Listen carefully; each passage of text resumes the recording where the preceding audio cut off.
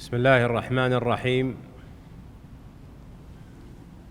الحمد لله على إحسانه، والشكر له سبحانه على توفيقه وعظيم امتنانه، وأشهد أن لا إله إلا الله وحده لا شريك له إعظاما لشانه، وأشهد أن نبينا محمدًا عبده ورسوله، ذلكم الداعي إلى رضوانه، صلى الله عليه وعلى آله وأصحابه ومن سلف من إخوانه وسار على نهجهم واقتفى أثرهم وأحبهم وذب عنهم إلى يوم رضوانه، وسلم تسليما كثيرا. أما بعد، أيها الجمع الكريم، أيها الإخوة والأخوات، يقول ابن القيم رحمه الله تعالى في ميميته: إذا طلعت شمس النهار فإنها أمارة تسليمي عليكم فسلموا، سلام من الرحمن في كل ساعة، وروح وريحان وجنات وأنعم. غربت الشمس لهذا اليوم، وصلينا بعدها فريضة من فرائض الله علينا، فسلام الله عليكم جميعا ورحمته وبركاته. أيها الجمع الكريم، عنوان هذا المجلس والذي نحتسبه عند الله جل وعلا من مجالس العلم ومجالس الذكر، ونسأل الله فيه القبول، فإن الله إذا قبل منكم ذلك فأبشروا ب7 بشارات بشر بها النبي صلى الله عليه وسلم. أولها أنكم في صلاة ما دامت الصلاة تحبسكم وتنتظرونها. الثانية أنها تصلي عليكم الملائكة، اللهم اغفر له اللهم ارحمه. الثالثة أن يقال لكم في ختام هذا المجلس: قوموا فانصرفوا مغفورا لكم قد حطت أوزاركم.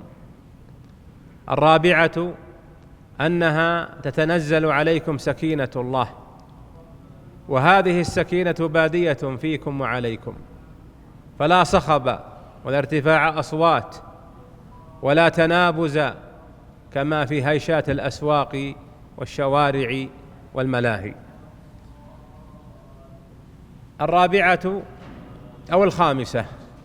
الخامسة أن الله جل وعلا يغشاكم برحمته، أي تعمكم هذه الرحمة، فالغشي هو التعميم. فارتقب يوم تأتي السماء بعذاب أليم، فارتقب يوم تأتي السماء بدخان مبين يغشى الناس، أي يعمهم، يغشى الناس، هذا عذاب أليم. السادسة أن الله جل وعلا جعل ملائكة سياحة دواجة في أرض الله تستتبع مثل هذه المجالس، فإذا رأتها نادى بعضها بعضا أن هلموا، أي تعالوا إلى مجالس الذكر فارتعوا،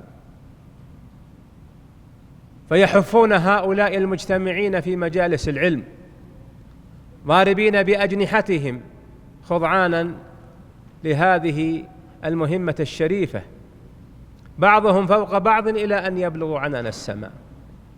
هؤلاء ملائكة الله الذين سلمت قلوبهم من الحسد وسلموا من الغل والحقد، بينما أهل الحلال في أرضهم أهل إبل أو أهل غنم، إذا عين لها الخدة الطيبة ما يبي أحد يقربها ولا يعتب عليها، طلبا لماذا؟ طلبا لمرتع حلاله ودوده. ملائكة الرحمن سلمت من هذا الحسد، فينادي بعضها بعضا يتعالمون أن هلموا، أي تعالوا إلى مجالس الذكر فارتعوا، لأن مراتعهم هي مجالس الإيمان والعلم وذكر الرحمن. السابعة، ويا لها من بشارة، قال فيها صلى الله عليه وسلم: ويذكرهم الله جل وعلا في من عنده. أي ذكر؟ إنه ذكر المدح والثناء والإشادة بعباد الله وأوليائه، يباهي الله عز وجل بهم ملائكته، يذكرهم ذكر مدح وثناء. وهذا كما في قوله صلى الله عليه وسلم: قال الله عز وجل: من ذكرني في نفسه ذكرته في نفسي، ومن ذكرني في ملأ ذكرته في ملأ خير منهم. وهم الملائكة المقربون الكربيون، جبريل وميكال وإسرافيل وسادات الملائكة. فهنيئا لكم هذه البشارات، لا حرمنا الله إياها ولا واحدة منها بمنه وكرمه، إنه سبحانه سميع قريب مجيب الدعاء. أيها الجمع الكريم، ما هو طريق العبودية؟ العبودية هي عبوديتك أيها المكلف، أيها العبد، أيها الفقير إلى ربك، التي خلقت لأجلها. وما خلقت الجن والإنس إلا ليعبدون، ما أريد منهم من رزق وما أريد أن يطعمون، إن الله هو الرزاق ذو القوة المتين.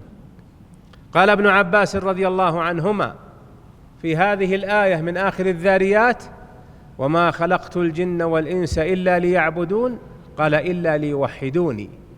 وفيها يقول ابن القيم في كافيته الشافية النونية: هربوا من الرق الذي خلقوا له، فبلوا برق النفس والشيطان. من لم يكن لله عبدا كان لغيره رقيقا، لهواه وشهوته، أو لشيطانه ودنياه، أو رقيقا لمن هو مثله من المخلوقات. هذا الرق وهذه العبودية هي التي بعث الله عز وجل بها جميع رسله عليهم الصلاة والسلام. ولقد بعثنا في كل أمة رسولا أن يعبدوا الله واجتنبوا الطاغوت. هذه العبودية التي لأجلها أنزل الله عز وجل كتبه، نعلم منها 5: هي صحف إبراهيم، والتوراة على موسى، والزبور على داود، والإنجيل على عيسى، وخامسها المهيمن عليها القرآن والفرقان العظيم على محمد صلى الله عليهم جميعا وسلم. هذه العبودية لأجلها خلق الله الدنيا وخلق الله الآخرة، فالدنيا والآخرة ضرتان لا تجتمعان. فأما الدنيا دار عمل بهذه العبودية وتكليف بها، وأما الآخرة فدار جزاء وثواب أو عقاب على من أخل بها. هذه العبودية خامسا لأجلها خلق الله الجنة والنار. فالجنة ثواب الله وكرائمه لعباده الموحدين، نعم، كما قال جل وعلا فيها في غير موضع: أعدت للمتقين.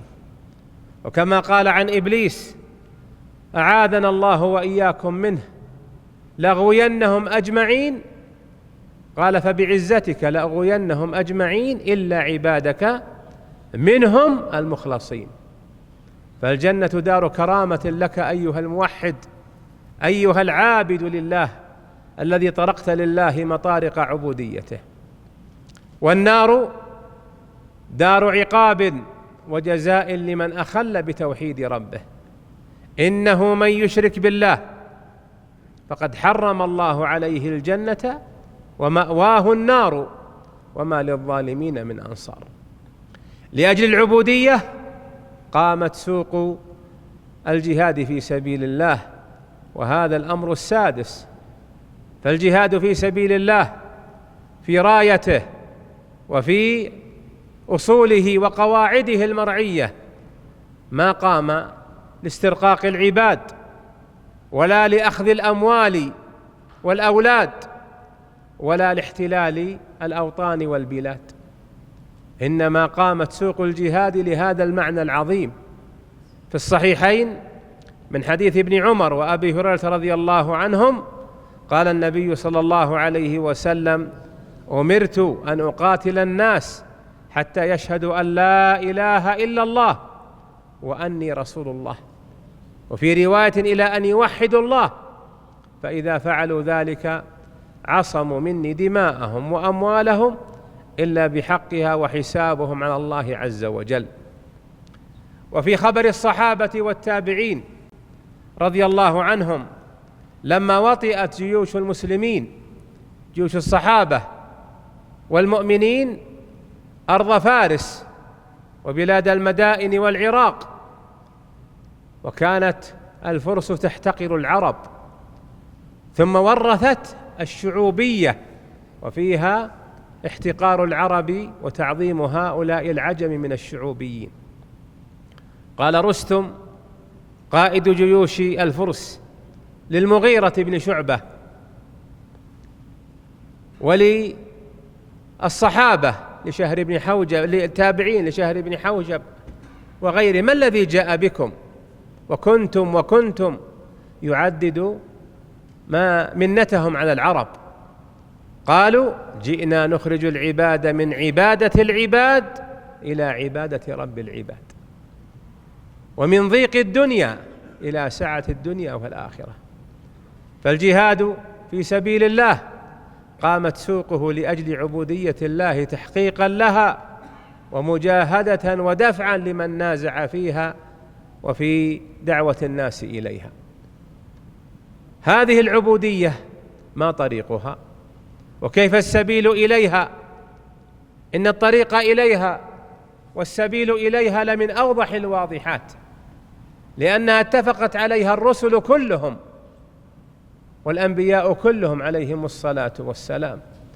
ففي الصحيحين من حديث أبي هريرة رضي الله عنه قال النبي صلى الله عليه وسلم: إن معاشر الأنبياء إخوة لعلات، أي أبونا واحد وأمهاتنا شتى. وهذا مثل، أبوهم واحد أي دينهم واحد، وهو الإسلام والتوحيد بمعناه العام، وهو توحيد الله ونبذ الشرك به. وأمهاتنا شتى أي شرائعنا مختلفة، لكل جعلنا منكم شرعة ومنهاجا. فكل الأنبياء جاءوا بالتوحيد الذي هو عبودية الله سبحانه وتعالى. فالطريق إلى التوحيد اتباع ما جاء به الأنبياء، وما جاء به أنبياء الله بدءا من آدم، ثم شيث بعد آدم، ثم أول الرسل نوح، ثم من بعدهم علمناه بوحي ربنا الصادق وبخبر نبينا صلى الله عليه وسلم الثابت أنهم جاءوا بتوحيد الله: اعبدوا الله ما لكم من إله غيره. إذن طريق هذه العبودية هو اتباع ما جاء به الأنبياء. ولهذا كان فرضا عليكم أهل الإيمان أن تؤمنوا بجميع الأنبياء والرسل ولا تفرقوا بينهم، إذ التفريق بينهم تفريق عن هذا الطريق، طريق العبودية. ومن شرعنا أن من كذب رسولا أو نبيا أو كذب كتابا من كتب الله فإنه مكذب بالجميع، لأننا لا نؤمن ببعض الكتاب ونكفر ببعض. فطريقه طريق الأنبياء، أبانه وفصله وبينه وكمله نبينا محمد صلى الله عليه وسلم في دعوته، في سيرته، في هديه ودله، في جهده وجهاده، في 23 سنة وهو يبين هذا الطريق ويكمله ويسدده لأمته. في 10 سنين قبل بعثته لم يزد على دعوة الناس إلا إلى توحيد الله: قولوا لا إله إلا الله تفلحوا. ثم قبل هجرته ب3 سنين أو أقل أسرى به ربي جل وعلا إلى بيت المقدس، ثم عرج به إلى السماء فافترض عليه الصلاة، ثاني أركان هذا الدين، والذي فيه تتمثل عبودية المصلي لرب العالمين.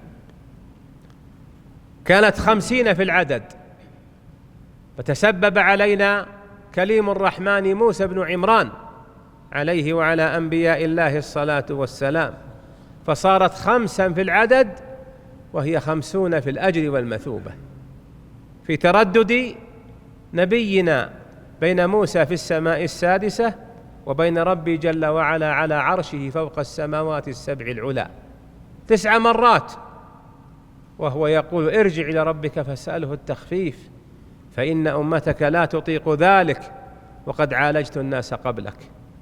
نبينا حيي التفت أول الأمر وثانيه إلى جبريل فأشار برأسه أي نعم، فرجع مرة بعد أخرى إلى ربه في السماوات العلى فوق عرشه فيضع عنه في كل مرة 5 إلى أن بلغت 5 في العدد، فقال موسى ارجع إلى ربك فاسأله التخفيف، فوقف نبينا وقال إني قد استحييت من ربي، اللهم صل وسلم عليه. أشد حياء من العذراء في خدرها، وأعظم الحياء وجمارته يا سالك طريق التوحيد حياؤك من الله، هذا الحياء الذي هو ثمرة الإيمان به وثمرة تعظيمه، وهو محصل توحيدك وإيمانك بربك، أعظم من حيائك من الناس وأعظم من حيائك من نفسك. والمنافقون يستحون من الناس أن يعابوا أو يذموا أو يفتقدوا أو ينقدوا، ولم يستحوا من رب الناس. وشأنهم في الصلاة كما قال سيدنا رسول الله صلى الله عليه وسلم أثقل الصلاة على المنافقين صلاة الغداة وصلاة العشاء، ولو يعلمون ما فيهما من الأجر لأتوها ولو حبوا. لما؟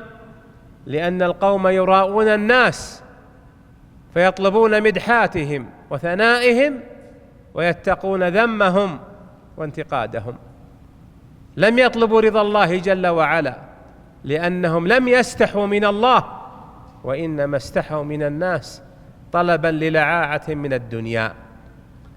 وهذا المظهر من مظاهر النفاق ارتفعت أعلامه في هذه الأزمان وبانت رسومه وكثرت مظاهره. انظروها في أحوال الناس العادية قبل أحوالهم وشأنهم العبادي، في الأضياف وإكرامهم، في الحفلات والعزائم، في المجالس والمجامع، هم الواحد أن يمدح وأن يثنى عليه، وكم يبذل من الأموال لطلب ذلك، وكم يعطي الشعراء، وكم يعطي المصورين وأهل السناب وأمثالهم من الأموال حتى يمدح ويثنى عليه. هي في الأمور العادية لكنها وسيلة للعبادات، مطرق عظيم يصرفهم عن طريق عبودية الرحمن إلى طلب المدحة والثناء والجاه وطلب ما عند الناس من أن يذكروه، وإرضاء الناس أمر غير متحقق، كما قال العلماء إرضاء الناس أمر غير مأمور به وأمر غير مقدور عليه، فلن تستطيع أن ترضيهم كلهم، ومن أرضيته الآن سيسبك بعد لحظات، لن ينتظر الصبح، سيسبك منتقدا لأنه يحسدك، ولأن القلوب ملئت بما ملئت به من الشنآن والأبغاض والأحقاد. وكذلك إرضاء الناس غير مأمور به، لم يأمرك الله به، بل نص العلماء في الأصول على أن إرضاء الناس من التكليف بما لا يطاق ولا يتأتى. أما إرضاء رب الناس فأمر مأمور به ومقدور عليه، وهذا طريق عبودية الله، الطريق الواضحة السهلة الميسرة لعبودية الله جل وعلا. هذا النفاق يبدأ نفاقا اجتماعيا في طلب المدحات والثناء والهياط واتقاء المذمات والانتقاد والعياب، ثم يتطرق إلى العبادات بوجه أو بآخر. لأن الشر لا يأتي جميعا، وإنما الشر القادح في أصل الدين يطبخ على نار هادئة من الشياطين. ما الدليل؟ ما جاء في صحيح البخاري من حديث عبد الله بن العباس رضي الله عنهما قال: كان بين آدم ونوح 10 قرون كلهم على الإسلام، يعني على التوحيد، فمات الصالحون 5. من هم؟ من هم يا أخي اللي جنبك ذا؟ من هم سلمك الله؟ من هم 5 هذول اللي يذكرهم هذا؟ تعرفهم؟ لا لا لا لا، السؤال مخصوص. تعرفهم يا ولدي؟ وين رحت؟ خليك معنا. من هم هؤلاء 5؟ ود وسواع ويغوث ويعوق ونسر. مات هؤلاء الصالحون 5 في وقت مقارب، فحزن عليهم قومهم حزنا عظيما، وفقدوهم لما كانوا عليه من العبادة، فاستغل هذا الحزن الشيطان، وهو نهاز للفرص، خصوصا في 3 أحوال: في شدة حزن، وشدة فرح، وشدة غضب. هالمطلقون أبلشون، يطلق 1 والثانية والثلاث، وأول ما يقدم في استفتائه العذر: والله يا شيخ أنا غضبان. والله يقول في براءة: وجاء المعذرون من الأعراب. من قدم العذر دل على أنه طوى على شر. العذر إنما يطلب منك، تقدمه إذا طلب منك، أما تقدمه ابتداء علامة أنك مخفي شيء في نفسك. شدة الغضب وشدة الفرح وشدة الحزن، هذه أعظم مداخل الشيطان على كثرتها. فأما شدة الغضب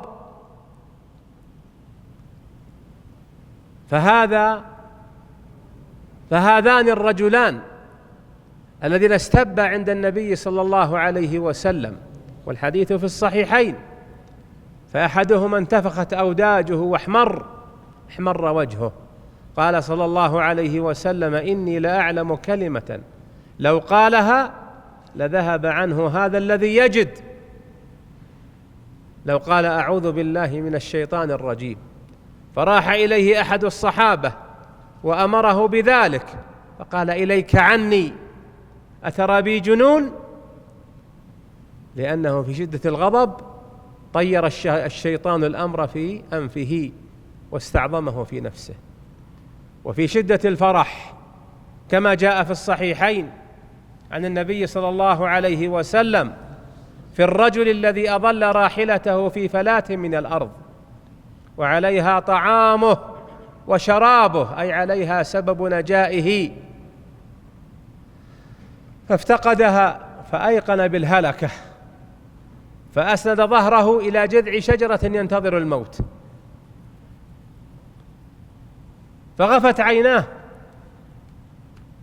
فانتبه وإذا خطامها يتدلى أمام عينيه. من جابها له؟ ربي جل وعلا. فقام فرحا عظيما، فأخذها فرحه بالحياة بعد ظنه وإيقانه الهلاك، أخذها الخطام، فقال من شدة الفرح: اللهم أنت عبدي وأنا ربك. وش قال يا أخواني؟ قال كفرا، لكن أخطأ من شدة الفرح، لم يقصده ولم يؤاخذ به. من أجراها على لسانه على هذه الصفة؟ الشيطان، كما في قول الله جل وعلا: قل يا أيها الكافرون. فلما سكر بعض الصحابة قرأها: قل يا أيها الكافرون أعبد ما تعبدون. فأنزل الله جل وعلا تدرج تحريم الخمر في قوله: ولا تقربوا الصلاة وأنتم سكارى حتى تعلموا ما تقولون. أما في شدة الحزن فما جاء في الصحيحين من حديث أنس وأبي هريرة أن النبي صلى الله عليه وسلم مر على امرأة تبكي على قبر ابن لها، فقال: اصبري يا هنتاه، فإن لله ما أخذ وله ما أعطى. قالت: إليك عني، فما أصابك الذي أصابني. تركها النبي عليه الصلاة والسلام، لأن هذه المفسدة يترتب عليها بعد ذلك مفسدة أعظم. فلما سكن حزنها أعلمت بأن الذي جاءها من؟ رسول الله صلى الله عليه وسلم، فجاءت إليه معتذرة، فقال صلى الله عليه وسلم: إنما الصبر عند الصدمة الأولى. هذه الثلاث أعظم مداخل الشيطان إليك، وهو المنفذ الذي درج فيه الشيطان إلى قوم نوح. جاءهم وقد حزنوا على فقد هؤلاء الخمسة الصالحين، فقال: صوروا لهم صورا وانصبوها في مجالسكم ونواديكم، فإذا رأيتموها، أي الصور، تذكرتم ما كانوا فيه من الخير والعبادة فنشدتم على ذلك. جاءهم بفكرة لكنها بدعة، جاءهم بأمر لكنه محدث، زينه لهم أنه يقربهم إلى الله وينشطهم على عبادة الله بطريق محدث، واعقدوا عليها أيديكم، فهذا سبب ثاني في أسباب انحراف المنحرفين عن العبودية. ففعلوا ذلك بهذه البدعة، بدعة التصاوير، التي مدرجها الغلو في هؤلاء الصالحين الخمسة. ما كان من شأنها؟ الشيطان شيطان بني آدم وهو إبليس وجنوده، وشياطين الجن تلاميذهم يطبخون في الشر على نار هادئة. لما؟ ليقطفوا نتائجهم التي يريدونها. قال ابن عباس رضي الله عنهما: فذهب ذلك الجيل وجاء جيل آخر ونسي العلم، أي نسي التوحيد. فهنا جاء الشيطان يحبل لهم حبيلته ويضعهم في شبكته ويغويهم عن العبودية إلى طريقته، وهو القائل: ربي بما أغويتني لأقعدن لهم صراطك المستقيم، والذي قال: فبعزتك لأغوينهم أجمعين إلا عبادك منهم المخلصين لا طريق لي عليهم. جاءهم الشيطان لأولادهم وأحفادهم، قال: إن آباءكم وأسلافكم لم يصوروا هذه الصور وينصبونها في مجالسهم، إلا أنهم كانوا يستشفعون بها إلى الله ويدعون الله بها، كما يفعل في الشرك الآن في أنحاء الدنيا إلا ما رحم الله. من دعا عبد القادر والحسين والعباس ومحيي الدين والبدوي وزينب ونفيسة وسكينة، من دعا الشاذلي وسيدهم بالأسمر ومولاهم زكريا والعيدروس والحبشي والكباشي والسماني والتيجاني، لماذا دعوهم؟ قالوا: هؤلاء أولياء وصالحون يقربوننا عند الله، لهم قدر ولهم جاه ولهم منزلة ولهم مكانة، نتوسل بهم إلى الله، نتبرك بهم إلى الله. هذا عين شرك الأولين، عين شرك قوم نوح. فإنهم لما دعوا هؤلاء الصالحين واتخذوهم وسائط إلى الله بعث الله أول رسله نوحا. العرب في اللات والعزى وهبل ومناة الثالثة الأخرى وفي الشعرى، وأنه رب الشعرى. ما الشعرى يا ترى؟ ما اسمه؟ الذي يعرف يعطينا يمناه لا عدمناه. ما اسم الشعرى؟ وأنه رب الشعرى. الشعراء المهايطين نعرفهم وتعرفونهم أنتم، ما يتحركون إلا بحصالة تحط في حساباتهم إلا ما رحم ربي. ما اسمه؟ ما اسمه أنتم فيها الأيام هذه، هو المرزم. سمي بالمرزم لأن الإبل ترزم فيه من شدة العطش حراء. هو المرزم وهو الشعراء. وفيها يقول الخلاوي: والخلاوي راشد من ظهور المرزم إلى مظاهير السيل، يصلاك من حر اللواهيب صالي. عبدته العرب أو بعضهم، لما؟ بزعم أن لها قدر عند الله، كما قال جل وعلا في أول سورة الزمر: ألا لله الدين الخالص والذين اتخذوا من دونه أولياء، أي شفعاء ومعبودين، والذين اتخذوا من دونه أولياء ما نعبدهم إلا ليقربونا إلى الله زلفى. هذا انحراف عن طريق العبودية الذي أبانه ربي بما جعل أعلامه ورسومه من أنبيائه ورسله الذين بعثهم إلى الناس، نذارة لهم عن الشرك الذي يحرف العبودية لغير الله، وأمرا وفرضا لهم بالتوحيد الذي هو منار عبودية الله جل وعلا. من طريق العبودية يا رعاكم الله، وترى بالمناسبة أنا وعدت الإخوان أني لن أطيل، سأفتح المجال أكثره للأسئلة.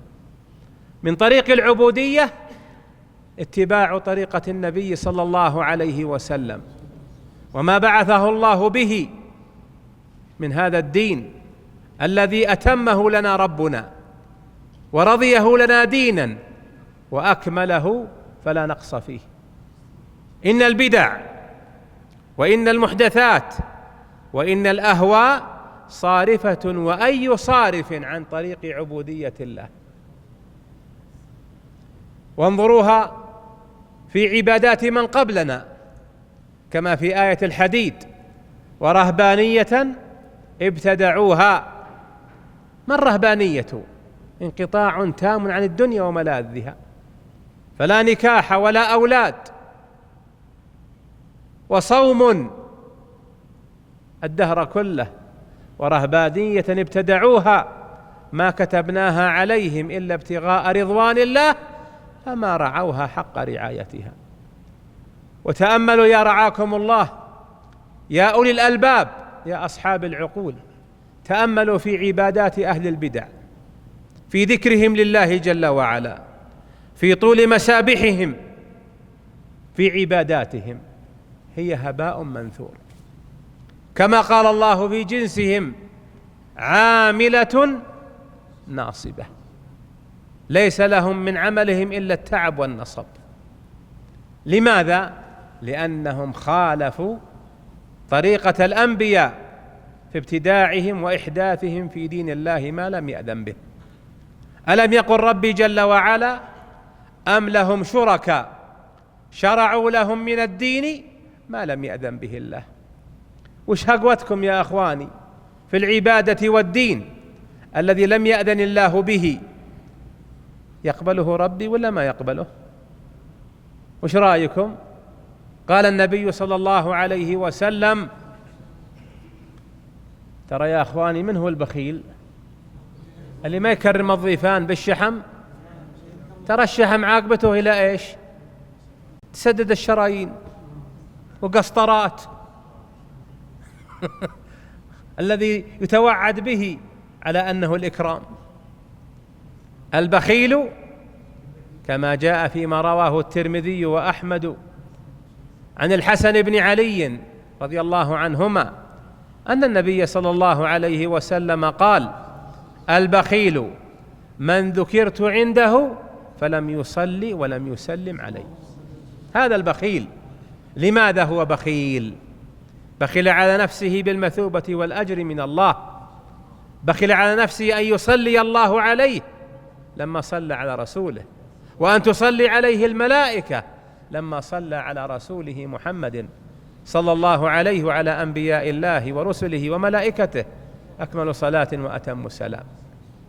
نعم، قال صلى الله عليه وسلم في الدليل على أن عمل المبتدع المحدث مهما كثر ومهما كبر ومهما مضى عليه الدهور والسنون فهو غير مقبول.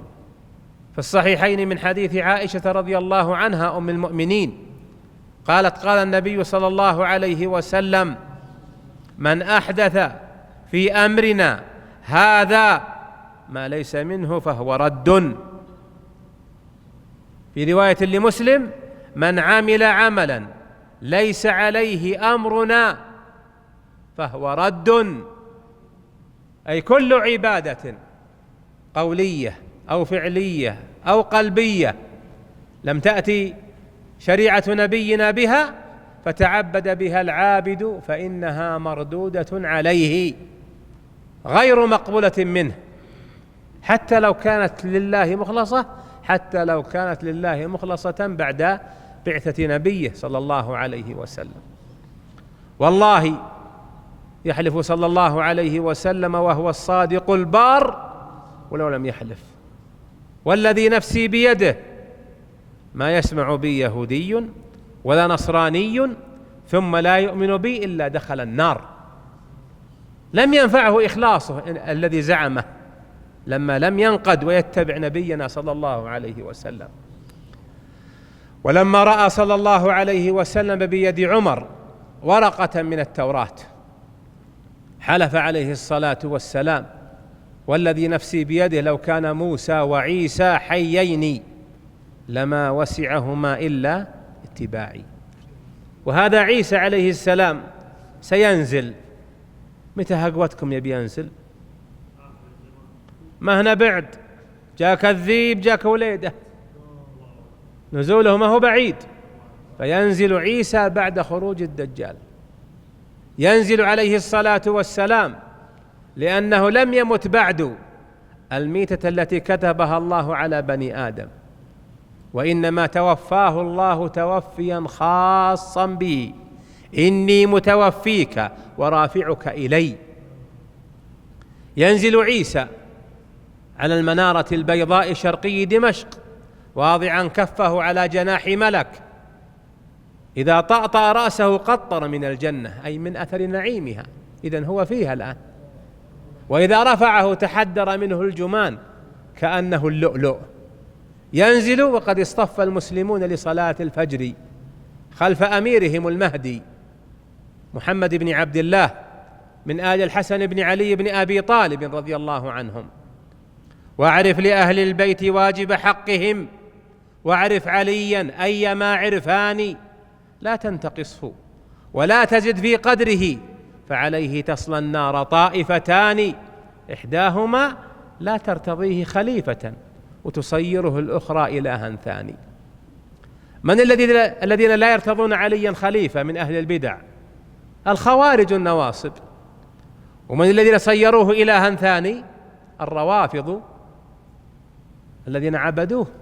هذا قول القحطاني في نونيته القائل في تتمتها: بالله يقول كل ما أنشدتم رحم الإله صداك يا قحطاني.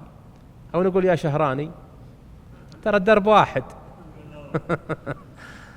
نعم يا أيها الإخوة، النعم بالموحدين وأهل الطاعة، أما الفجرة لا نعم لهم لا دينا ولا دنيا ولا آخرة. نعم البدع طريقة صارفة عن عبودية الله إلى عبودية الهوى، إلى عبودية الشيطان، إلى عبودية المعظمين، إلى عبودية الزعماء والفرق والملل. أفرأيت من اتخذ إلهه هواه وأضله الله على علم وختم على سمعه وبصره وجعل على قلبه غشاوة. فالبدع مردود على صاحبها فعله مهما عظمت ومهما كثرت فإنها مردودة. وفي حديث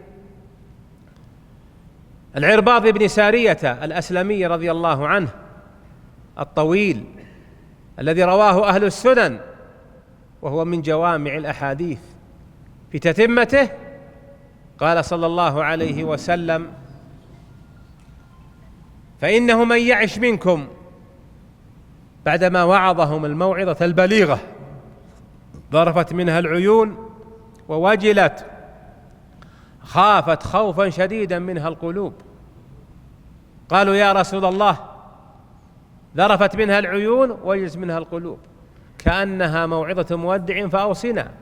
قال في تتمة الحديث: فمن يعش منكم فسيرى اختلافا كثيرا، فرق وافتراق وتحزب جماعات واعتداد كل ذي رأي برأيه، فعليكم بسنتي، هذا المنجأ، هذا الطريق لعبودية الرحمن، فعليكم بسنتي وسنة الخلفاء الراشدين المهديين من بعدي.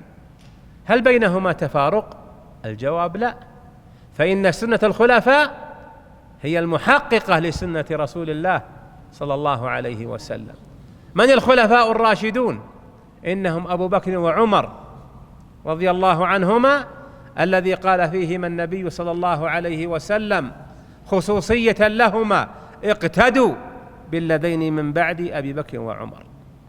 إنهم عثمان وعلي، حيث قال عليه الصلاة والسلام: خلافة النبوة 30 سنة ثم يؤتي الله ملكه من يشاء. حديث رواه سفينة مولى رسول الله صلى الله عليه وسلم رضي الله عنه، أخرجه مسلم في الصحيح. فسنة الخلفاء الراشدين مقررة محققة دالة آمرة بسنته وشريعته التي مات عليها صلى الله عليه وسلم. تمسكوا بها وعضوا عليها بالنواجذ، أي بالأضراس والأنياب. وإياكم، أحذركم وأنهاكم، ومحدثات الأمور، أي البدع والأهواء، فإن كل محدثة بدعة وكل بدعة ضلالة، في رواية وكل ضلالة ففي النار. نبينا أفصح العرب صلى الله عليه وسلم إذا قال الفصيح كل هذا حق، هل معناه يستثنى منه شيء؟ لا. فكيف يعترض معترض ويتعقب متعقب رسول الله فيقول: لا يا رسول الله، البدع فيها بدعة محرمة وبدعة واجبة وبدعة مستحبة وبدعة مكروهة وبدعة مباحة. طرق إلى البدع الأحكام التكليفية 5. ألا يستحي هذا من قوله؟ كيف هذا ممن يقول إن هناك بدعة حسنة وبدعة سيئة؟ هذه من صوارف طريق تحقيق العبودية لله جل وعلا، من صوارفها ومن مخلجاتها ومبعداتها. قال الله جل وعلا في ميزان العبودية وميزان الطواعية: ليبلوكم أيكم أنتم معنا ولا مع الرجال اللي قام؟ ما أدري والله. ليبلوكم أيكم أحسن عملا. لما لم يقل ربي ليبلوكم أيكم أكثر عملا؟ العبرة ليس بالكثرة، ليست العبرة بالكثرة، وإنما العبرة بالأحسن. ما معنى أحسن عملا؟ سئل عنها أبو علي الفضيل بن عياض، هذا العابد عابد الحرمين من أجلة علماء السلف، قالوا: ما أحسن عملا يا أبا علي؟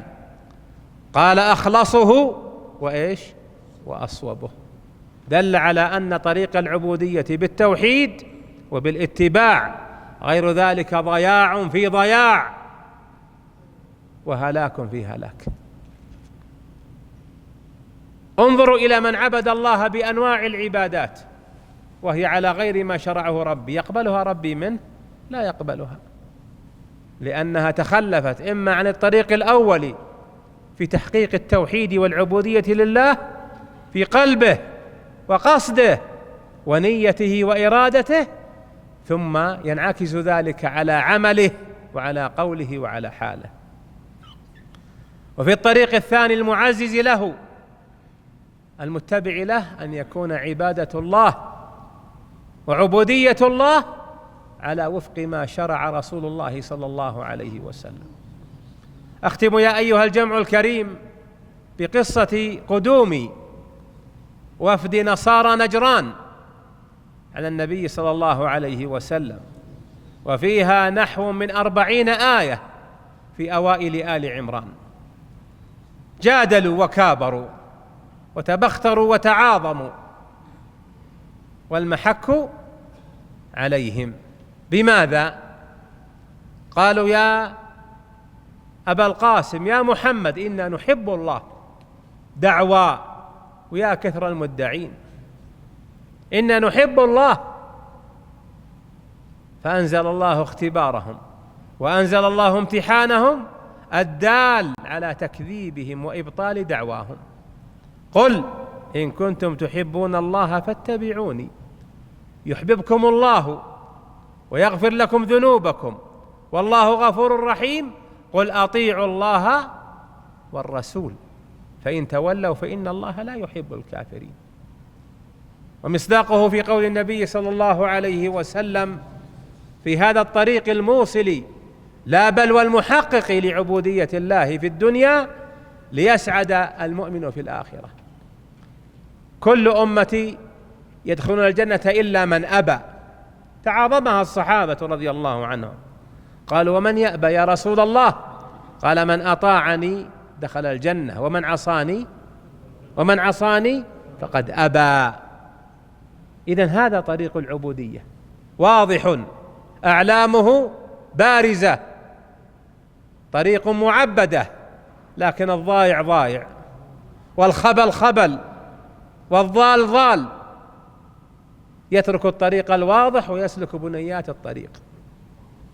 وفي الصحيحين من حديث ابن مسعود رضي الله عنه قال: كنا عند النبي صلى الله عليه وسلم فخط بيده خطا مستقيما وخط عن جنباته خطوطا، قال: هذا صراط الله وهذه سبل، طرق، على كل سبيل منها شيطان يدعو إليه. سماه النبي شيطانا، وإن كان من بني آدم، وإن كان ممن يتلبس لباس الزهد والعلم والصلاح والدعوة، سماه شيطان. هذا الوصف اللائق به، لأنه يصرف عن صراط الله وعن هذا الخط المستقيم الذي أبانه رسول الله صلى الله عليه وسلم. وعلى كل سبيل منها شيطان يدعو إليه، إلى جماعة، إلى فرقة، إلى حزب، إلى عنصرية، إلى مأرب من مآرب الدنيا، إلى جاه ومنزل ومنصب وصناديق قرابين ونذور، ينالها ويحصلها ليرتفع على هؤلاء. من أجابهم إليه إلى طريقه وسبيله قذفوه في النار. وقرأ قول الله جل وعلا من آخر الأنعام: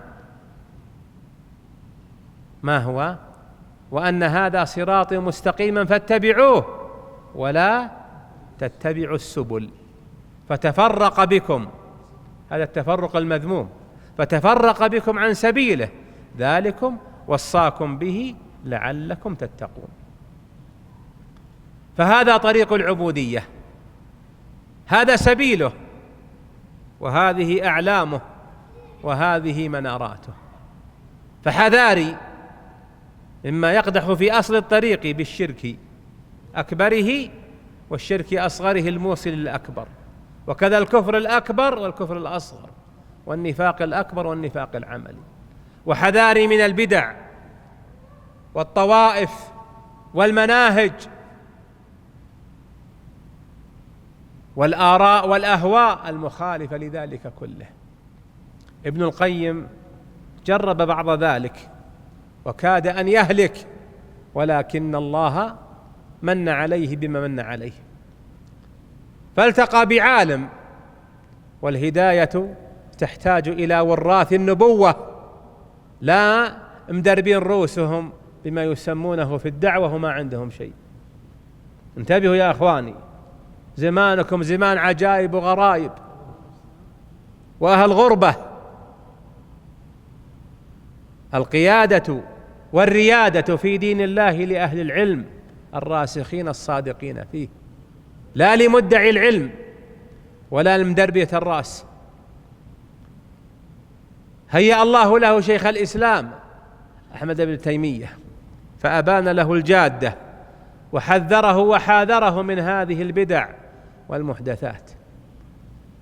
نتج بهذا في نصيحة نصحها لكم بعدما صاحب شيخه 16 سنة، يقول في نونيته في الكافية الشافية في الانتصار للفرقة الناجية: يا قوم والله العظيم نصيحة من مشفق وأخ لكم معواني، جربت هذا كله ووقعت في تلك الشباك وكنت ذا طيران، حتى أتاح لي الإله بفضله من ليس تجزيه يدي ولساني، حبر أتى من أرض حران فيا أهلا بمن قد جاء من حران. أخذت يداه يدي وسار فلم يرم حتى أراني مطلع الإيمان، ورأيت أعلام المدينة حولها نزل الهدى وعساكر القرآن، ووردت رأس الماء أبيض صافيا قيعانه كلآل التيجان. هذا التصوير وهذه الاستعارات يمثل بها السنة البيضاء، السنة الغراء التي تركنا عليها النبي صلى الله عليه وسلم، واضحة بينة كهذه البيضاء فوق رؤوسنا، ولا يزيغ عنها إلا هالك. اللهم صل على محمد وعلى آل محمد كما صليت على إبراهيم وعلى آل إبراهيم في العالمين إنك حميد مجيد. اللهم اجعلنا من عبادك المهديين ولا تجعلنا من عبادك الضالين. اللهم إنا نسألك أن نكون ممن عبدوك حق عبادتك وعظموك حق تعظيمك، وممن وفقتهم لطاعتك واستقامتهم على أمرك. نعوذ بك من الحور بعد الكور، ونعوذ بك من الضلال بعد الهدى، ونعوذ بك من خاتمة السوء ومن ميتة السوء ومن عاقبة السوء. ونسألك بوجهك الكريم وباسمك الأعظم فردوسك الأعلى من الجنة أن ندخلها بغير حساب ولا عذاب، وأن تحل علينا رضاك فلا تسخط علينا أبدا. نسأل الله ذلك لنا ولكم ولوالدينا ووالديكم ولمشايخنا وولاتنا وذرارينا ولجميع المسلمين. إن ربي سبحانه وتعالى سميع قريب مجيب الدعاء. وإلى ما تيسر من الأسئلة.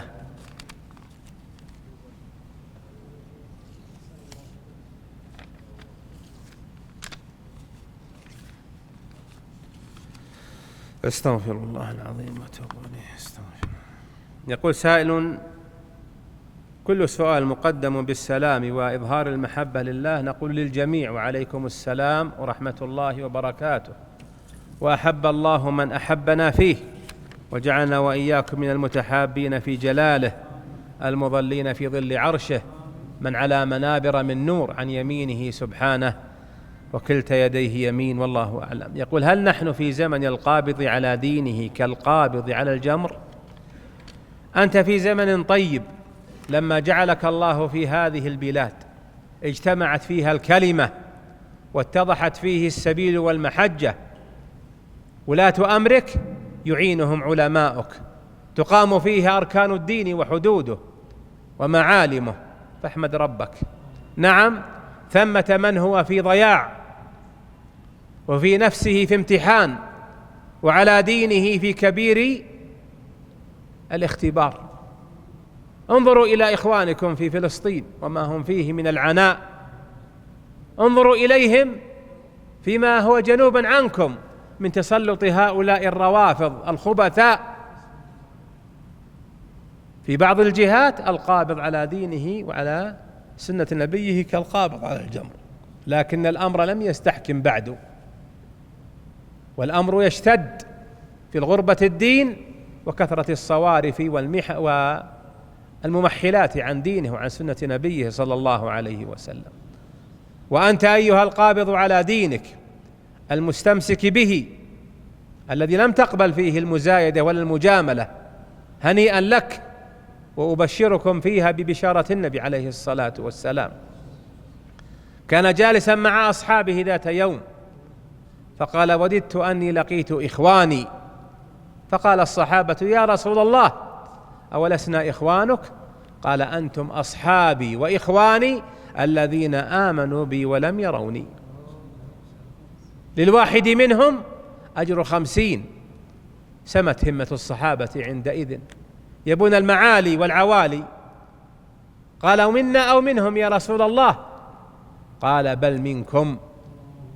متى؟ عند اشتداد غربة الدين، حتى أن قبضه على دينه كمن يضع الجمر في يده ولا يطلقها مخافة أن يضيع عليه وعنه دينه.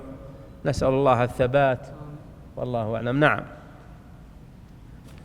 الأسئلة أيها الجمع الكريم أسئلة كثيرة، وأرجو أن تعذروني بالاختصار في الجواب حتى نستوعب أكثرها، وإذا أمدى الوقت إلى كلها فهذا المؤمل. هذا السائل يقول في سؤاله: هل الفتور في العبادة من علامات النفاق؟ الفتور في العبادة أكثره من علامات النفاق، لأنه ضعف في قلبك تعظيم من تعبده، واستسلمت فيه لهواك وشهوتك وعدوك. وأعداؤك 4: شيطانك، إن الشيطان لكم عدو فاتخذوه عدوا إنما يدعو حزبه ليكونوا من أصحاب السعير. ودنياك، والدنيا تشمل العقار والأراضي والمزارع والوظائف، كل ما صرفك عن عبادة الله. فلا تغرنكم الحياة الدنيا ولا يغرنكم بالله الغرور. هواك من أعظم أعدائك، أفرأيت من اتخذ إلهه هواه. وفي السنن في حديث أورده النووي في 40 حديث أبي هريرة: لا يؤمن أحدكم حتى يكون هواه تبعا لما جئت به. قال النووي: حديث صحيح رويناه في كتاب الحجة بإسناد صحيح. رابعها: نفسك الأمارة بالسوء، إن قويتها وأخذت بلجامها وأطرت على الحق أطرا إن طاعت لك، وإلا هجولت بك كل هجولة. فالفتور من هذا الباب. هناك فتور ناشئ من الملل، والملل ناشئ من قلة تعظيم الله. هو المعني في حديث النبي صلى الله عليه وسلم: خذوا من الأعمال ما تطيقون فإن الله لا يمل حتى تملوا. ما هو بتقبل مرة واحدة ثم تترك الشيء مرة واحدة. درج على نفسك، ابدأ بالفرائض ثم بما جنسها من النوافل، واستزد بالخير شيئا فشيئا. ومن الفتور في العبادة ما يكون بقلة المعاون أو البيئة التي أنت فيها لا تعينك على الخير. ومن الفتور في العبادة ما هي من أسباب طلب الدنيا وحب مدحة الناس وريائهم ومراءاتهم. والطريق من ذلك كله هو في طريق العبودية لله وحده واتباع السنة، والله أعلم. يقول: كيف نعرف المهدي الذي يخرج في آخر الزمان؟ تعرفه بما جاء من أحاديث النبي صلى الله عليه وسلم الثابتة في صفته، ومنها 14 صفة جاءت في مجموع الأحاديث. فهو محمد ابن عبد الله من آل بيت رسول الله من ذرية الحسن ابن علي بن أبي طالب، يصلح الله شأنه في ليلة، ليس معه حرس إليك وعنك عنك، يفيض المال في زمنه يفيضه فيضا ولا يعده عدا، يجتمع عليه الناس في ليلة يصلح الله من أمره، يكسر الصليب ويقتل الخنزير ويضع الجزية، ولا يقبل من الناس إلا جهاد أو إيمان. هذا المهدي يملأ الأرض عدلا بعدما ملئت جورا وظلما. إذن هو مجدد لهذا الدين، كما سبقه قبل ذلك علماء وأئمة المسلمين إلى الصحابة إلى رسول الله صلى الله عليه وسلم، والله أعلم. وحذاري من يلعب عليكم يدعي أنه المهدي وهو أكذب الكذابين وأخرط الخراطين. ترى الناس والمين لغباوتهم وجهالتهم ينقادون لمثل هؤلاء وهم على هذه الناحية من البدعة أو من الشرك والكفر والعياذ بالله. يقول في سؤاله: أشكو من بيئة محيطة فيها عقوق للوالدين وتأخير للصلوات المكتوبة وضياع للأوقات في غير منفعة بل وفي ما يضر وقطيعة رحم والكثير من المشاكل، فما هو الحل؟ الحل أن تثبت على دين الله، وأن تكون أنت المؤثر الداعي لهم لا المتأثر المنقاد لهم. إن استطعت ذلك فالحمد لله، وإلا فانتقل عنهم إلى غيرهم. فإن رجلا من بني إسرائيل قتل كم نفسا؟ 100 نفس. 100 عابد أفتى بغير علم، يا كثرهم في زماننا. والدليل: ألقي سؤالا في مجلس للجماعة وغيره وناظر ما شاء الله هيئة كبار الجهلاء المفتين، جربوها وتشوفون. فلقي عالما فقال: إنك في بيئة سوء ومجتمع سيء، ولكن عليك بأرض كذا وكذا فإن فيها قوم يعبدون الله فارحل واعبد الله معهم. وكان من شأنه ما تعلمون. وأخشى يا أيها السائل أن تكون هذه الأمور اللي ذكرتها هي تهيؤات في نفسك، فإن كانت تهيؤات فعالج نفسك وزنها بالحق وعدم الحيف والظلم، وإن كان الواقع كما تقول فادعهم واصبر عليهم كما صبر نبيك وكما صبر أولي العزم عليهم الصلاة والسلام على أقوامهم. فإن عجزت فما جعلك الله عز وجل في دار ضيق ومضاق، والله أعلم.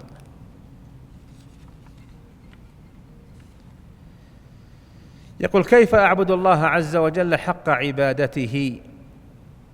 هذه المحاضرة وهذا المجلس في هذا الأمر.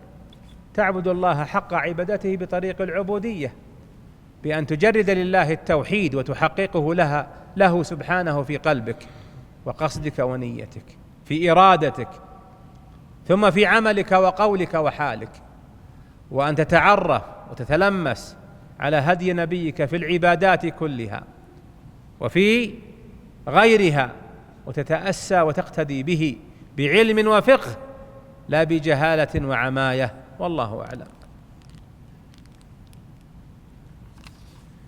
يقول: نرى تهاونا في المحافظة على الصلوات الخمس وفي حفظ القرآن. اي والله صادق يا أخي، تهاون عظيم.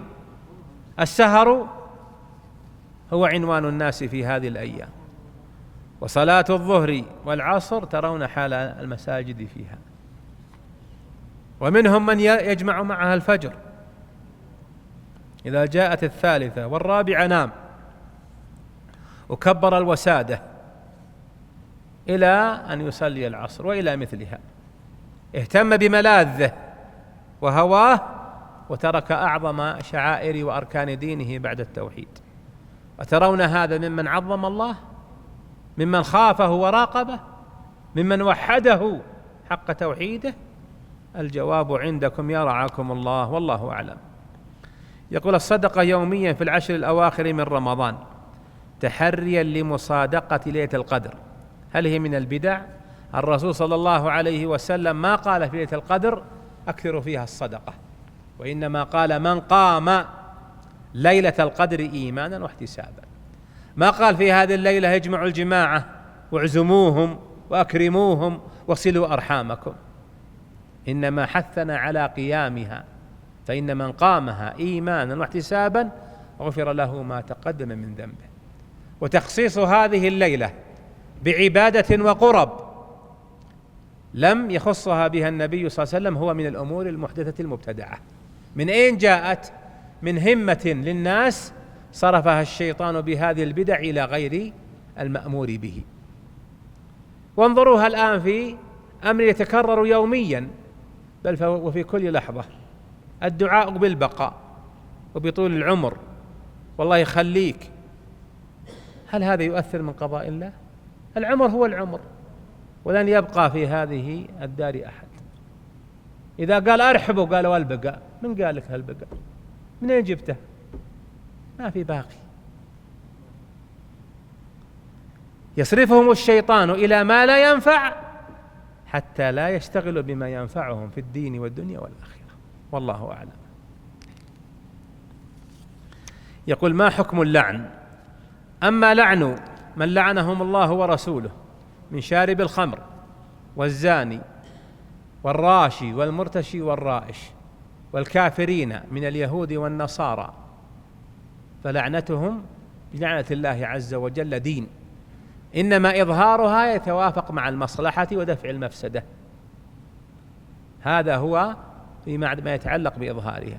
أما لعن من لا يستحق اللعن، من يلعن سيارته ويلعن إخوانه ويلعن عياله بل يلعن نفسه. من الجهال من يسب أولاده: الله يلعن أبوكم. لعن من؟ لعن نفسه. هذه هي الغباوة وهي الحماقة وهي الجهالة. هذا الخبل لعن نفسه لينفس ما فيه على أولاده. هذه كبيرة من كبائر الذنوب، والله أعلم. يقول: أنا أحافظ على الرواتب، السنن الرواتب، أحيانا تفوت علي سنة الظهر القبلية بسبب، هل يشرع لي قضاؤها بعد الصلاة؟ السنن القبلية لا يقضى منها إلا ركعتي الصبح، ركعتي الفجر. أما قبلية الظهر فلا تقضى، وحتى بعديتها لا تقضى. هذا القول الصحيح من أقوال أهل العلم، وهو اختيار أمير المؤمنين عمر رضي الله عنه، وكان يضرب بالدرة من يراه يصلي نافلة الظهر بعد العصر. وفي حديث أم سلمة رضي الله عنها في صحيح مسلم أن هذا الفعل خاص بالنبي صلى الله عليه وسلم، وهذا هو القول الصحيح الذي كان يفتي به شيخنا الشيخ ابن باز، شيخنا الشيخ محمد بن عثيمين، وعليه فتوى اللجنة الدائمة في هيئة كبار العلماء، والله أعلم. يقول: عندي معدات وأدوات مطاعم مستعملة وقد عرضتها للبيع منذ سنوات ولم تبع، فهل عليها زكاة سنوية؟ نعم، في كل سنة تنظر قيمتها التي تستحقها، التي تسوى بها في ذلك السنة. أنت في خاطرك أنك تبيعها 100,000 ولا جابت إلا 10، تزكي 10. في السنة التي بعدها ما جابت إلا 15، تزكي 15. التي بعدها ما جابت إلا 5000، تزكي 5، لأنك أنت لم تبع حيث لم تأتي بما كلفتك أو بما أردته من بيعها في قيمتها، والله أعلم. يقول: أنا ماذا أفعل مع زوجة نكدية حيث أن راتبي مقسم على أقساط بيت وسيارة وأغراض أخرى، وهي تريد السفر والطلوع للمنتزهات والكافيهات والمطاعم، أهجرها وأسافر مع زملائي تجنبا للمشاكل معها. ليس هذا الحل، هذا ليس حلا يا أخي، وإنما خذها بمسايسة الأمور وبالعقل وبالإقناع، لا سيما ولها أولاد. إن استجابت لك فالحمد لله، وادعو الله لها بالصلاح والهداية. وغالبا إذا كان الزوج حار وهي حارة لن يعيشوا، مشاكل في مشاكل. إن حاولت هذا كله وأبت، طق الثانية، خلك رجال وامنعني من الرخامة، والله أعلم.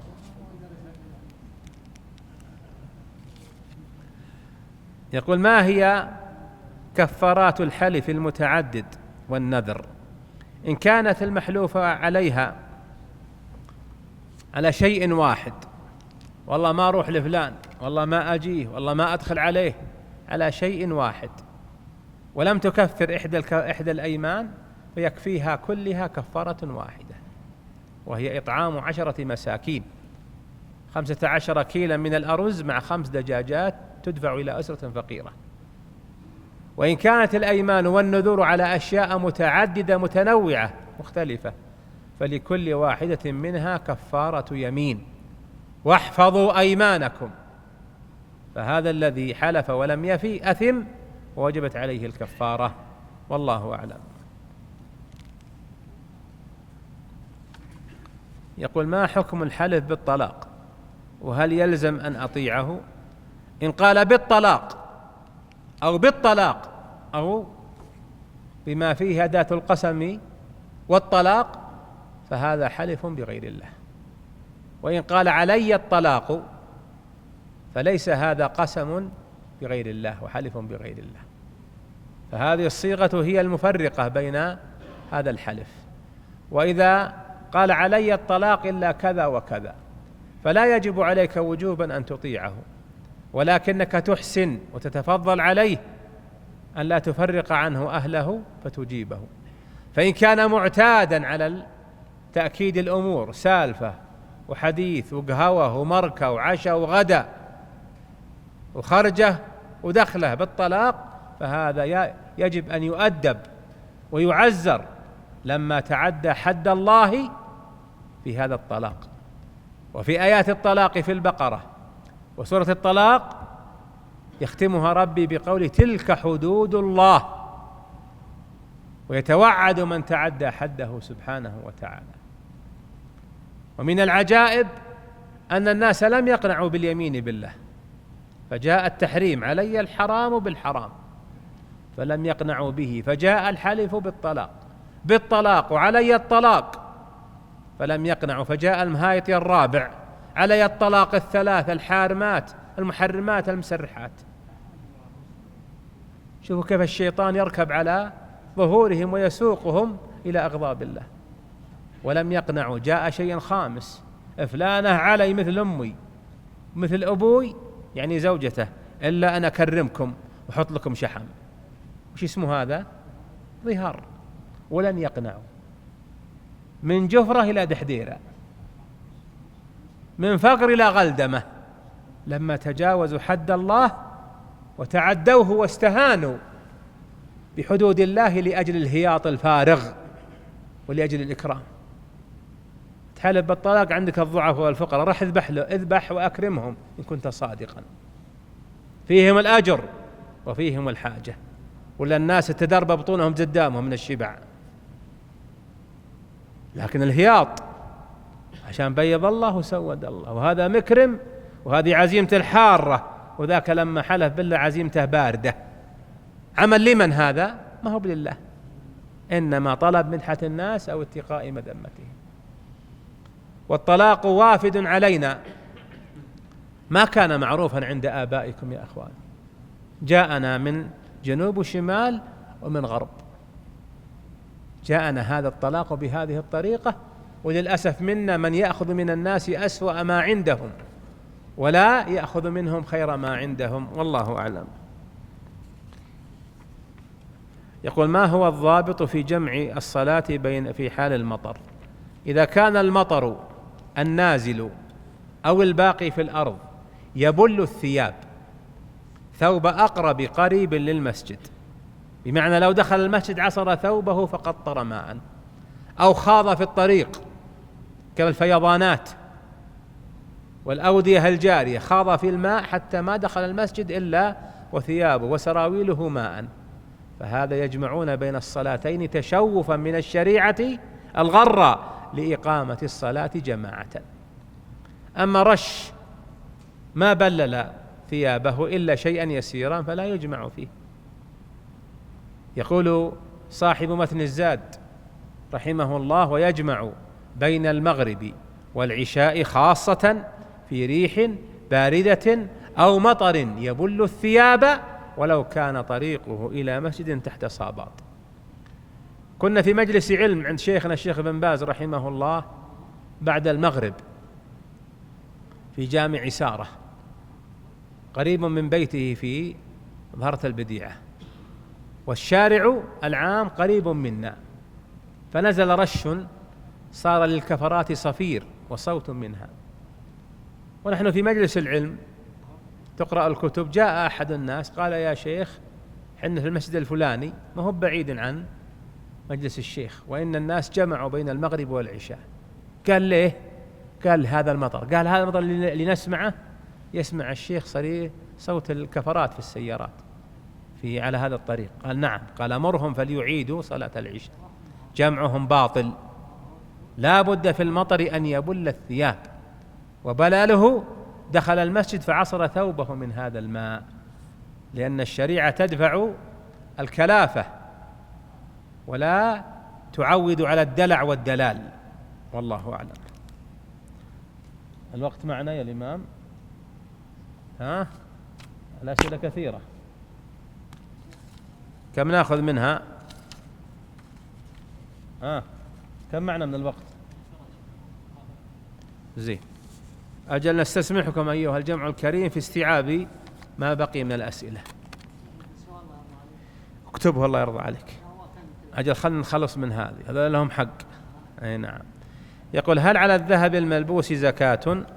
الذهب الملبوس إذا كان يزيد على 80 جراما وهي 20 مثقالا فإن فيه الزكاة في أظهر قولي العلماء رحمهم الله، لعموم الأحاديث الواردة في الزكاة، ولما جاء في حديث أم سلمة رضي الله عنها أن امرأة أتت النبي صلى الله عليه وسلم فقالت: يا رسول الله، وفي يدها مسكتان من ذهب غوايش كبار ثقال، قال: أتؤدين زكاة هذه؟ قالت: لا يا رسول الله. قال: أيسرك أن يبدلك الله بهما سورين من نار؟ ففزعت المرأة ونزعتهما وألقتهما في ثوب النبي عليه الصلاة والسلام. وهذا هو الذي أفتى به شيخنا الشيخ محمد بن عثيمين وقبله شيخنا الشيخ بن باز، في أن الذهب المعدل للاستعمال إذا جاوز النصاب 20 مثقالا 80 جراما وجبت فيه الزكاة، وهذا القول هو الأحوط والأبرأ للذمة، والله أعلم. يقول: ما حكم التعزية لأهل الميت في المسجد حال الصلاة على الميت، سواء قبل الصلاة على الميت أو بعدها؟ هذه المسألة بدت بالانتشار هالأيام هذه، وهو أن يحصل في المسجد جلبة وأصوات خصوصا جهة الجنائز، فيصف الناس واقفين ويأتيهم المعزون، وهذه لها حالتان: الحالة الأولى إن كان فيها أذية للمصلين والداعين وقارئ القرآن، فأذية المسلمين حرام ولا تجوز. وإن كان ليس فيها أذية لهم فهذا الفعل مكروه، لأنه يشغل هؤلاء عن الصلاة والذكر والتسبيح بأمر لهم فيه مندوحة في وقت آخر. وأما تعزية في المسجد بعد الصلاة فلا بأس بها ما لم يترتب عليها أذية لمن ينتظر ويبقى بعد الصلاة يعبد الله بصلاة أو بقراءة أو بدعاء.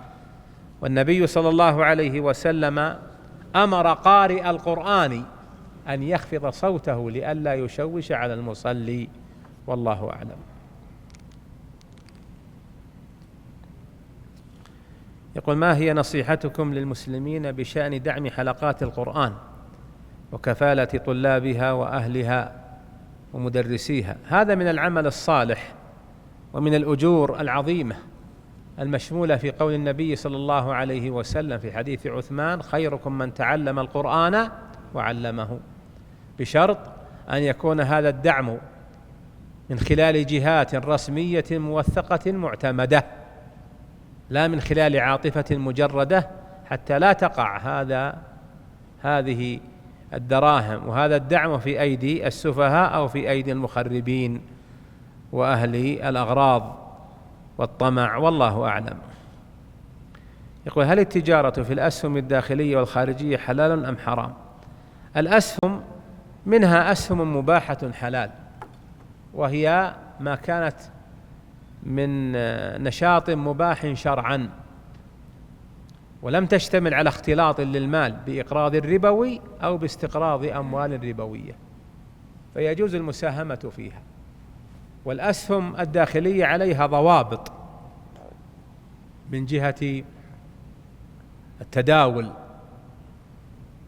وأما الأسهم الخارجية التي مقصود منها الربح في الفوركس وفي غيرها فإني أنهى عن المساهمة فيها، ولو كان الربح بزعمهم فيها سريعا وباهظا، فإنها داخلة في عموم المقامرة والمغامرة،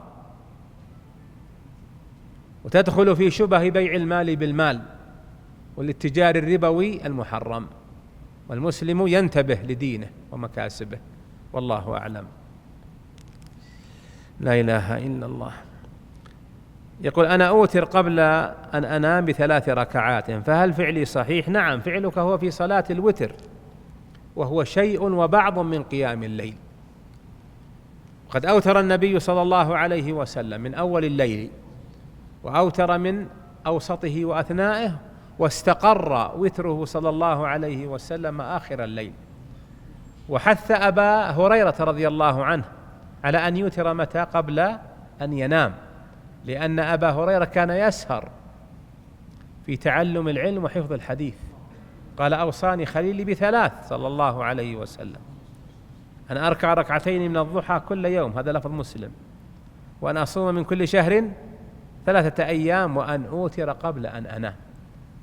فطيب أنك توتر قبل أن تنام إذا كان يغلب على ظنك أو توقن أنك لن توتر أو تقوم في آخر الليل. فإن أعانك الله وقمت صل مثنى مثنى، واجعل دعاءك في ركوعك وسجودك وجلوسك، والله أعلم. سم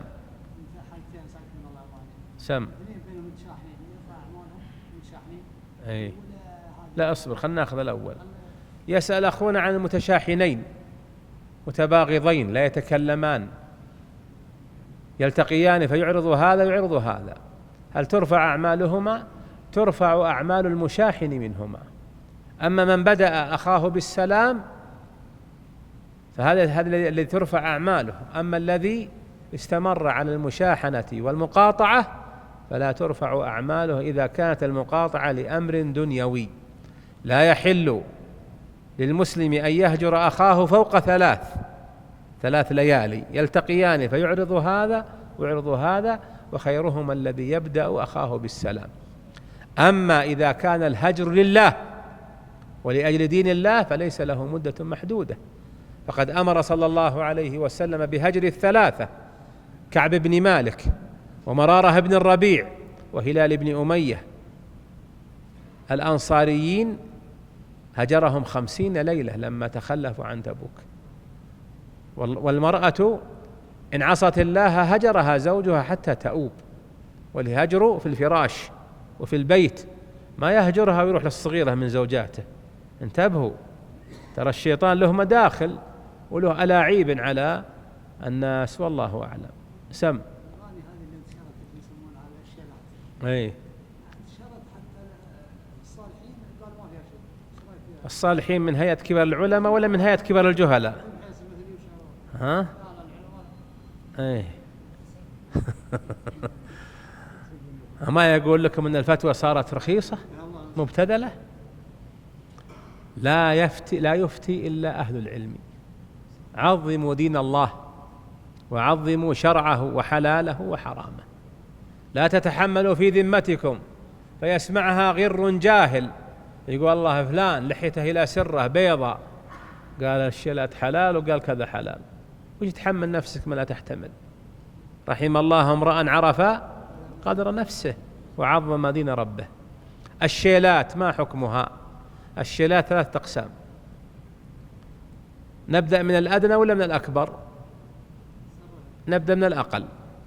شيلات هي قصائد تشال شيلة بتلحين معين وتطريب معين، في عرس، في عمل، في بر، في كشتة، وكلامها يحث على مكارم الأخلاق وعلى الشيم وعلى المراجل، وينهى عن الرخائم، فلا بأس. هذا الحدى الذي كان النبي صلى الله عليه وسلم يقوله وهم يعملون يحفرون الخندق، وقبلها في بناء المسجد، وكذلك في حدائهم في طريقهم في الجهاد ذاهبين آيبين. النوع الثاني شيلات ما فيها معازف لكن فيها أقوال شنيعة، إما تثير العصبيات القبلية، فيها رفع قبيلة وإخفاض من أخرى، فيها تشبيب بالنساء وتوصيف لهن، حبني وحبيتك وعظني وعظيتك، ولكم ضحكتوا، ها ودكم بالعظ جود سنونكم، ترى مهنا سنون. أي نعم. فهذه محرمة لمعانيها وما اشتملت عليه من هذه الكلمات والمضامين المحرمة. النوع الثالث وهو الأشهر، شيلات فيها معازف وفيها طبول وفيها مؤثرات صوتية وفيها أورج، فهذه حرام ولو كان المنشد فيها والمشال فيها من الكلام الحق. فإذا انضاف معها عصبيات جاهلية وتغرير بالمساكين وتوصيف للنساء أو إغراء للناس بالمبالغة والعبث بالإبل والحيوان، فهذا حرام. وقد أفتى من أهل العلم من شيوخنا أنها أشد حرمة من مطلق الأغاني، لأنها اشتملت على المعازف أولا واشتملت على الكلام الفاحش البذيء المحرم ثانيا. وفي آخر الزمان سيكثر المفتون بغير علم، خصوصا المبيحون لهذه المحرمات. روى الإمام البخاري في صحيحه تعليقا عن أبي مالك الأشعري رضي الله عنه قال: قال النبي صلى الله عليه وسلم: ليكونن من أمتي أقوام يستحلون الحرى أي الزنا، سمي باسم الموضع، والحرير والخمر والمعازف. والمعازف كل آلة أصدرت صوتا يتطرب الناس فيه ويتعازفون فيه بقدر، بزير، بنجر، ببرميل، بطبل، بدف في غير النساء للعرس وغيرهم للجميع في العيد، بأورج، بكمنجة، ببوص، بمزمور، بقانون، بأي آلة من الآلات المصدرة للأصوات بنفسها أو عن طريق اللعب والبرمجة في الكمبيوتر حتى يخرج هذا الصوت. أسأل الله لي ولكم العلم النافع والعمل الصالح، وأن يسلك بنا وبكم صراطه المستقيم، وأن يجانبنا ويكفينا طريقة أهل الجحيم، وأن يختم لنا ولكم بخاتمة السعادة، وأن يجمعنا مع نبينا محمد صلى الله عليه وسلم فنرد حوضه ونحشر في لوائه وننال برحمة الله شفاعته ونجتمع به في عليين صحبة النبيين والصديقين والشهداء والصالحين في فردوس ربي الأعلى، وحسن أولئك رفيقا، لنا ولكم ولوالدينا ووالديكم ولجميع المسلمين. والله أعلم، وصلى الله وسلم على نبينا محمد وعلى آله وأصحابه أجمعين.